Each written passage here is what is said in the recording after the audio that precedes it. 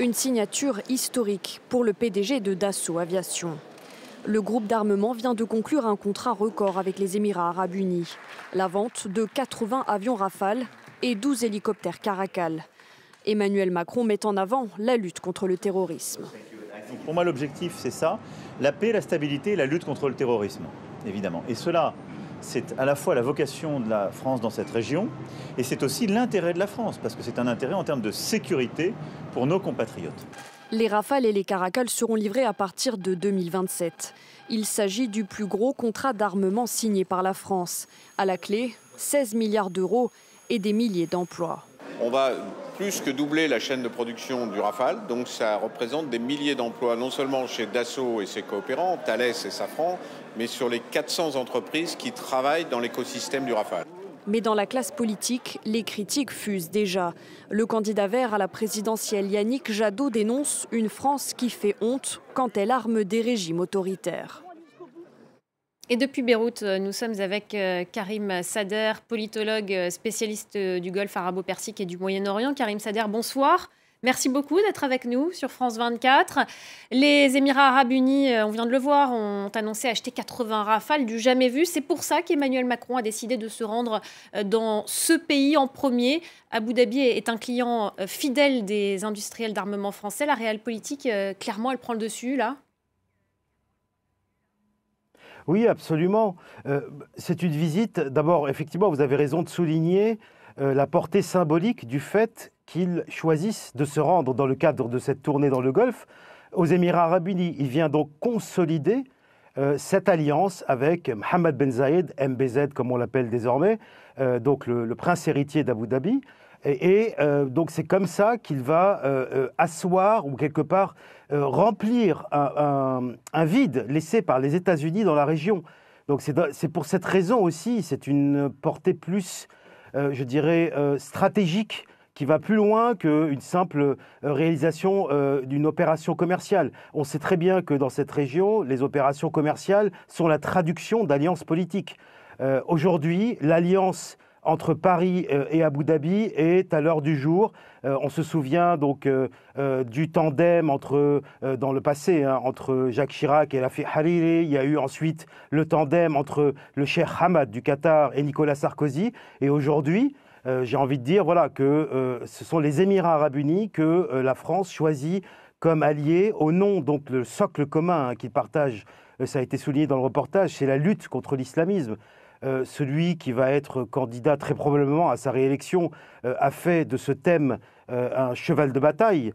Et en même temps, les Émirats arabes unis ont avancé prudemment leurs pions dans la région. Ça fait un moment que les Émirats arabes unis, que ce prince héritier avance en sous-marin derrière l'Arabie saoudite, mais en fait, en réalité, a un agenda et tisse sa toile en parallèle. Et donc voilà aujourd'hui que se rencontrent donc ces deux alliés. Mais je pense qu'en même temps, Paris ne va pas froisser les autres alliés dans le Golfe, contrairement à ce qu'il y avait, ce qui était. Oui. Justement, l'ordre a une importance.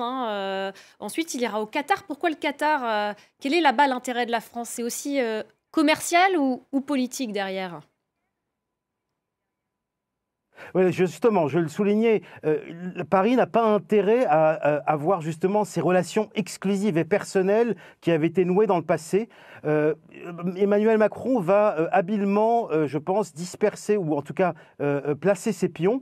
Le Qatar, de son côté, joue un rôle d'intermédiaire très précieux. On l'a vu d'ailleurs dans l'affaire avec les talibans en Afghanistan. Et donc le Qatar est un allié précieux pour la France, mais il est relégué aujourd'hui au second plan. Donc la lune de miel entre Paris et Doha est désormais, je dirais, révolue. En revanche, Paris a toujours besoin du Cheikh Tamim, donc qui a, il ne faut pas l'oublier, survécu à cet embargo que lui avaient infligé ses voisins et qui est ressorti victorieux. Et donc, on voit bien que la France joue habilement de ces rivalités et cherche à tirer profit de chacun de ses alliés. Le Qatar a un rôle, je le disais, d'intermédiaire important sur différents dossiers. C'est le cas du dossier iranien, mais aussi du dossier libanais et également du dossier libyen.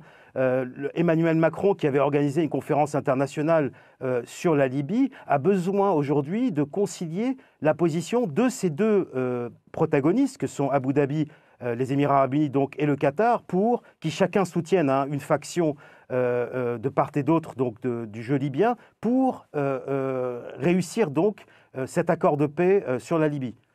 Alors en troisième position, Emmanuel Macron se rendra en Arabie Saoudite. C'est là qu'il terminera sa tournée. Il rencontrera le prince héritier Mohammed Ben Salman 3 ans après l'assassinat du journaliste Jamal Khashoggi.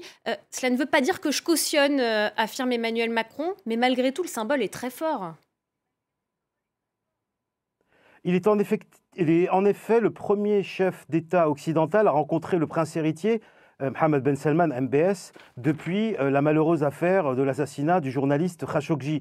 Alors, il est clair que déjà, il arrive en troisième position, vous l'avez souligné, il est loin le temps où aucun homme d'État de la planète ne pouvait fouler le sol de la péninsule arabique sans passer d'abord par l'Arabie saoudite.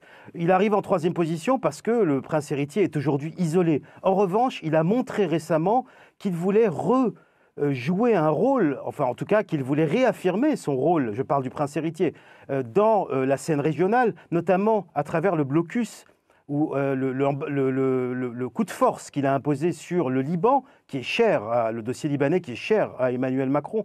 Et donc, Macron ne veut pas que Mohammed Ben Salman, par justement son isolement et ce coup de force, ne vienne torpiller l'initiative et le travail qui a été fait par la France et les États-Unis pour instaurer un semblant, j'ai envie de dire, de stabilité au Liban. Donc il a besoin quelque part... Clairement, là, aujourd'hui, Emmanuel Macron, il vient chercher un soutien sur le dossier libanais à Riyad. Je dirais qu'il vient répondre à l'appel de pied qui a été lancé par le prince héritier lorsqu'il a imposé ce coup de force sur le Liban, et lui donner une certaine reconnaissance dont il est cruellement en manque.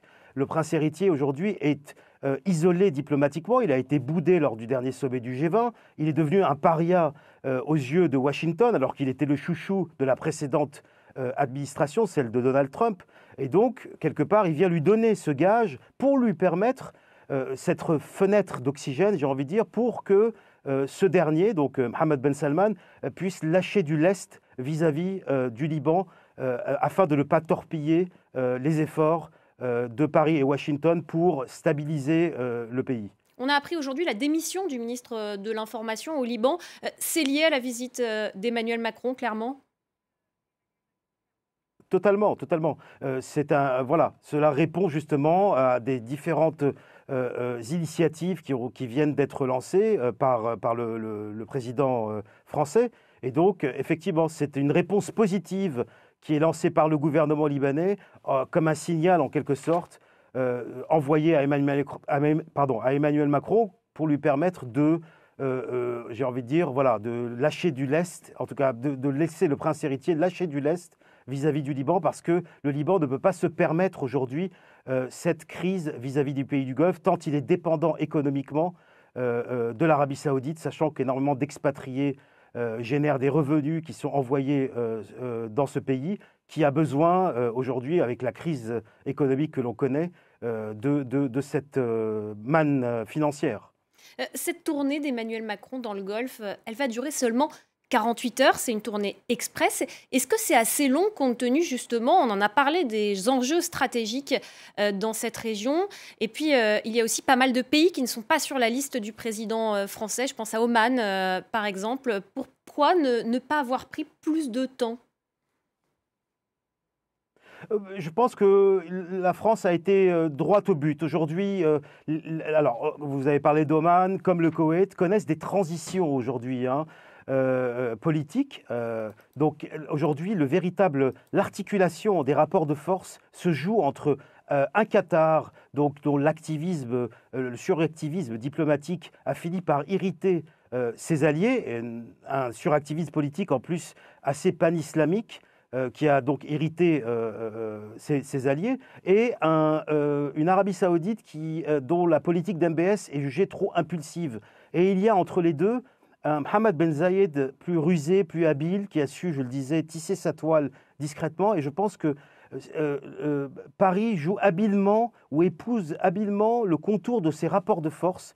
On sait que le Conseil de coopération du Golfe, depuis quelques années, est l'arène d'une rivalité, pour ne pas dire d'une guerre d'ego, entre ces jeunes princes plus dynamiques, énergiques et ambitieux que leurs prédécesseurs, des monarques qui étaient plus vieux à la santé fragile. Donc, dans ces rapports de force-là, entre ces trois acteurs, la France vient justement placer ses pions. Elle a besoin des Émirats arabes unis, qui est donc son allié stratégique aujourd'hui du moment, avec lequel elle s'entend sur le dossier égyptien, face à la Turquie en Méditerranée, également donc face à l'Iran, mais également du Qatar pour son rôle intermédiaire et de l'Arabie saoudite pour conclure dans son rôle qu'elle a à jouer sur le dossier libanais. Merci beaucoup, Karim Sader, d'avoir été notre invité ce soir sur France 24 pour revenir sur cette tournée d'Emmanuel Macron dans les pays du Golfe.